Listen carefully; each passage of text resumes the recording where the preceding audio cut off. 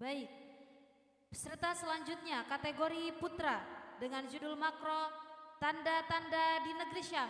Delegasi dari Asrama Selamat kami persilakan.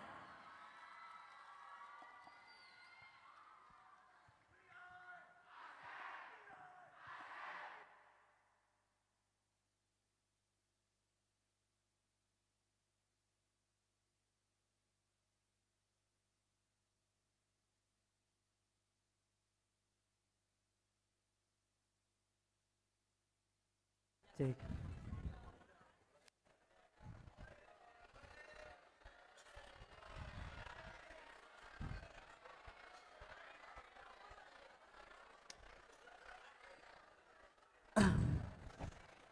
Assalamualaikum warahmatullahi wabarakatuh.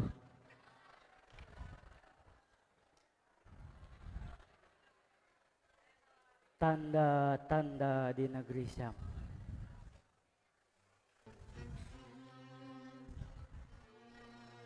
Pada suatu pagi di Mekah, matahari bersinar hangat, menyapu gurun dengan cahaya keemasan.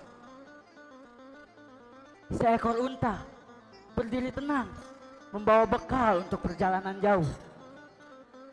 Hari itu, Abu Thalib bersiap memimpin kafilah dagang ke negeri Syam. Di antara rombongan, tampak seorang pemuda berwajah jernih dan bersinar. Usianya baru 12 tahun. Dialah Muhammad Muda, keponakan tercinta Abu Thalib. Muhammad mendekat. "Paman, izinkan aku ikut. Aku ingin belajar dan membantu." Abu Thalib ragu. Perjalanan ini bukan main-main. Panas padang pasir, malam yang dingin, perampok yang bisa menyerang kapan saja. Perjalanan ini berat, Muhammad. Aku takut engkau kelelahan. "Selama aku bersamamu, Paman, aku tidak takut."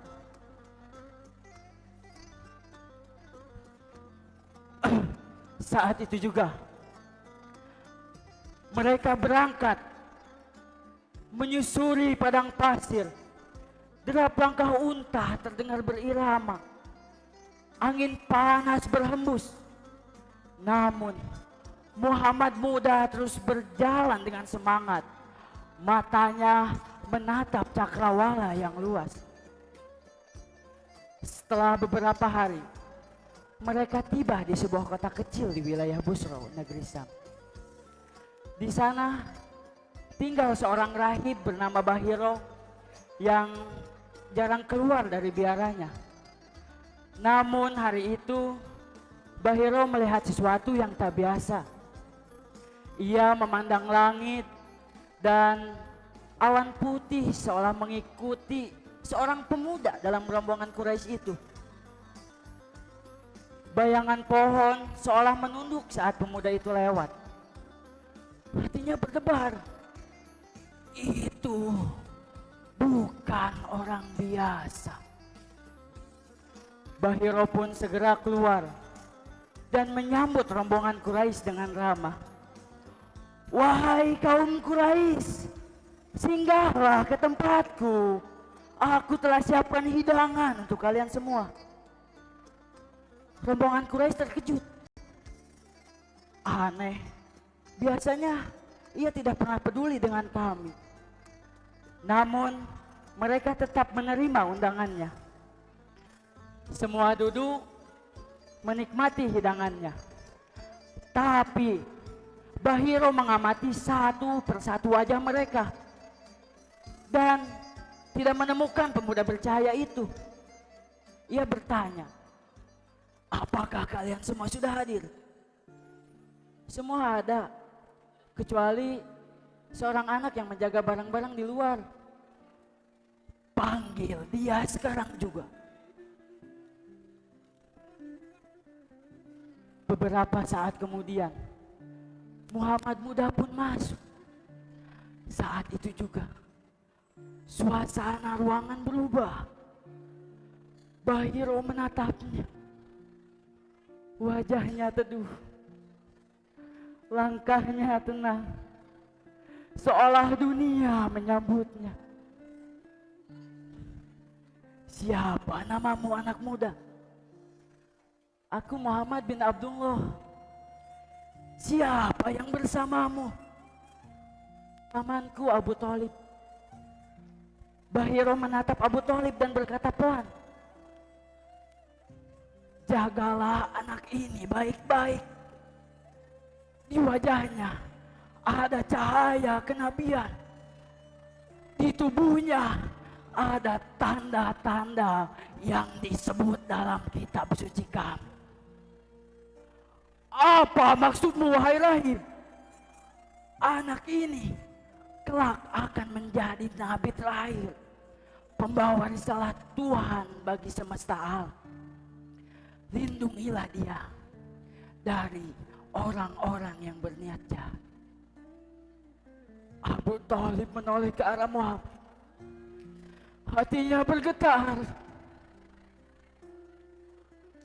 Aku akan menjaganya dengan seluruh jiwa raga.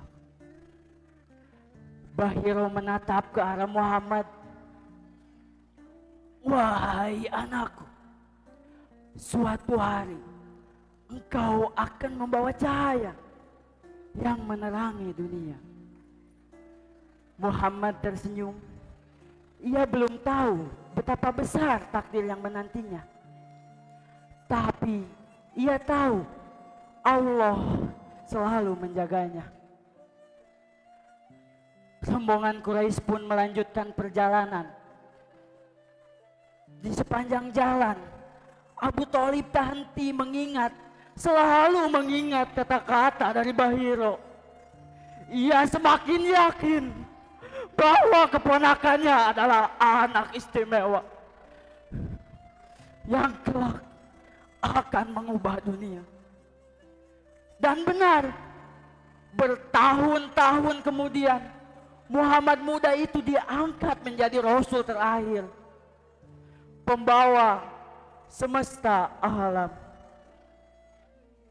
Sahabat-sahabatku, dari kisah ini kita belajar bahwa bahkan sejak muda Rasulullah sudah dijaga oleh Allah. Bahkan seorang rahib di negeri asing pun mengenali tanda-tanda kenabiannya. Kita juga belajar dari Abu Thalib, paman yang sederhana. Dia rela melindunginya dengan sepenuh hati.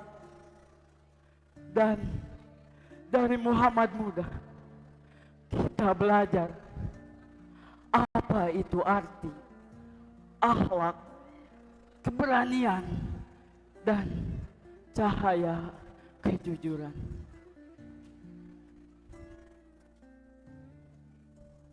Wassalamualaikum warahmatullahi wabarakatuh.